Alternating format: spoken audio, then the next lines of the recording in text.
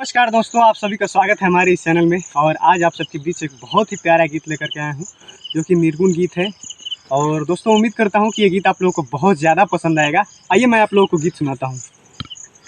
अरे खोतवा के कई के उजार हो, खोतवा के कई के उजार हो, संसार छोड़ के उड़ जाइए चिड़ई।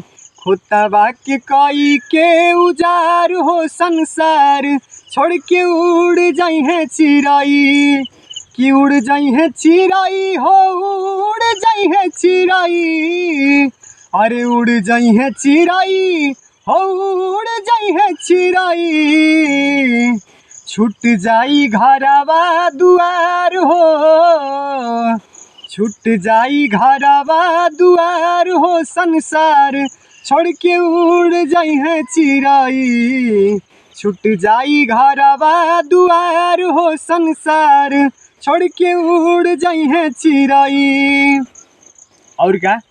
अरे तिनका के चुनी चुनी महला बनावला, तिनका के चुनी चुनी महला बनावला।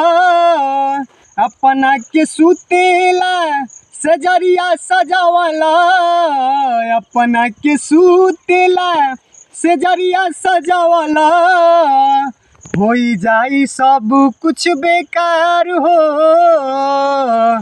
होई जाई सब कुछ बेकार हो, संसार छोड़ के उड़ जाइए चिड़ई। होई जाई सब कुछ बेकार हो, संसार छोड़ के उड़ जाइए चिड़ई।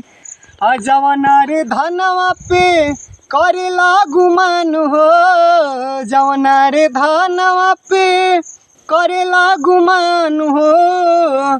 कुछ न बाटे हवा तोहर समान हो, कुछ न बाटे हवा तोहर समान हो।